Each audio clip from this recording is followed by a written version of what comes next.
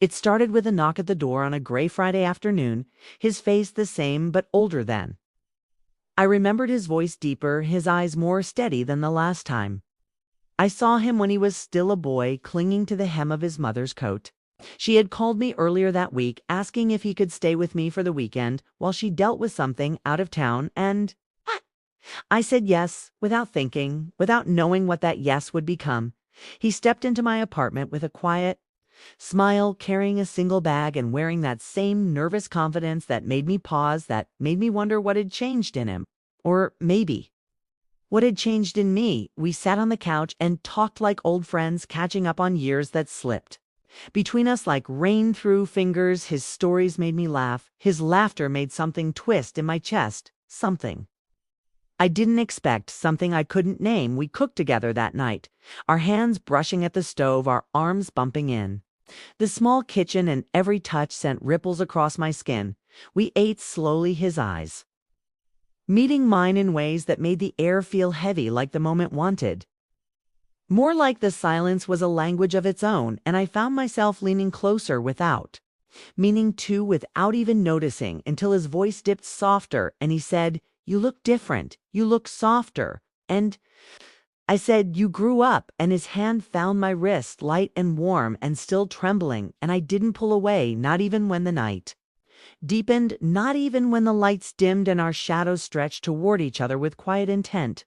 We didn't speak much after dinner, just moved slowly, like we were both waiting for a sign, a spark, a reason to admit that something had already changed between us. And when he stood up and reached for my hand, it felt like a question, like a promise, like the beginning of something too big for words. And I followed him down the hallway, heart racing, breath shallow, body alive with something I hadn't felt in years. The morning came too quickly, and yet not fast enough, the sun casting long gold lines across the bed where we lay in silence, tangled in sheets and shame and something else, something raw and unspoken. I watched his chest rise and fall, watched the way his hair curled at the edges, and wondered if it was wrong to feel this warm, this wrecked, this alive.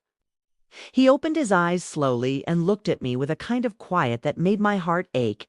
He didn't speak, just reached for my hand again, fingers brushing softly against my palm, and I held on because it felt like the only real thing in a world that suddenly felt too loud, too bright, too full of questions I couldn't ask. We got up without saying much, dressed in that silence, ate breakfast with clinking spoons and half smiles, and I kept stealing glances, like I could catch whatever passed between us in midair and hold it still, but it kept slipping, shifting, changing from something beautiful to something dangerous, and back again.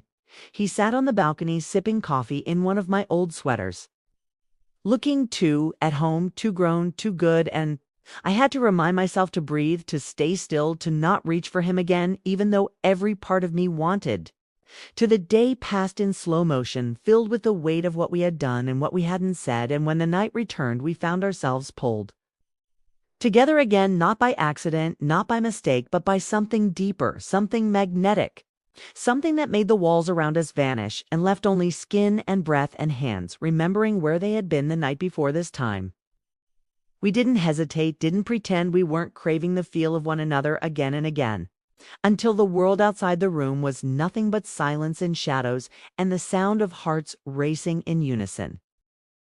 Sunday came, wrapped in clouds and regret and the smell of coffee brewing, while he packed his bag with slow, careful movements, and I stood in the doorway trying to memorize the way he looked in that moment. Both mine and not mine. Both boy and man. Both memory and ache. We didn't talk much as I drove him back to the train station. The streets empty and quiet, like they were holding their breath with us. He stared out the window and I stared at the road, but the space between us felt louder than ever, filled with all the things we didn't dare say. The train arrived too quickly, and when he stepped out and turned to me, he looked like he wanted to speak, but instead he reached for my hand one last time and held it like he was afraid to let go, like he didn't want this to be goodbye. I wanted to say something, anything, to make the moment less final, less sharp, but my voice caught in my throat, and all I could do was nod as he stepped back and disappeared into the crowd, and just like that he was gone and I was alone again in a world that suddenly felt emptier than before.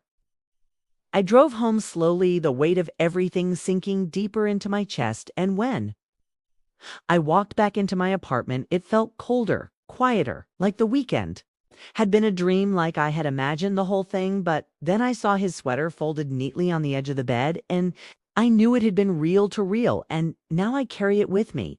Not the sweater, but the memory, the echo of his touch, the shape of his smile, the heat of his skin on mine, and sometimes late at night when the world is still, I hear his voice again, soft and trembling, and I remember what we did, and it haunts me not because it was wrong, but because it still lives inside me.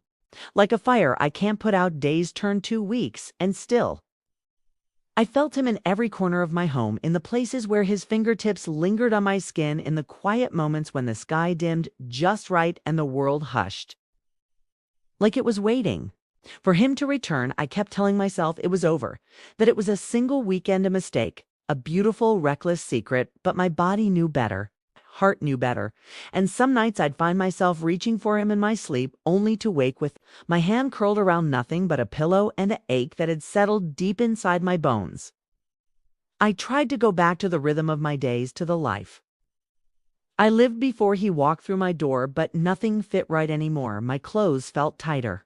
My smiles felt thinner, even the air felt different, like it was missing something I couldn't name. And then one afternoon, while was folding laundry, the doorbell rang and my heart skipped, because some part of me always hoped, even when I knew better. I opened the door, and there he was, standing there like no time had passed, eyes wide, lips slightly parted, like he hadn't planned on what to say, like he hadn't stopped thinking about it. Either he stepped inside without a word, and I let him, and we stood there for a long moment, not touching, not speaking, just breathing, just being, until finally he whispered, "I couldn't stop thinking about you," and my knees nearly gave out because I hadn't let myself say it, not even once, not even.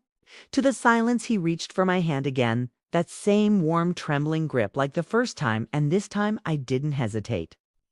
I pulled him close, and he held me tighter than I remembered, like he was afraid I might disappear, and maybe I was, because it still felt like a dream, like something too delicate to keep, but I held on anyway. We didn't talk much that evening, just stayed close, his head on my shoulder, my fingers tracing slow circles on his back, the silence between us no longer heavy, but sacred, like we had found something beyond words, something deeper than guilt or fear, something that was ours and ours alone.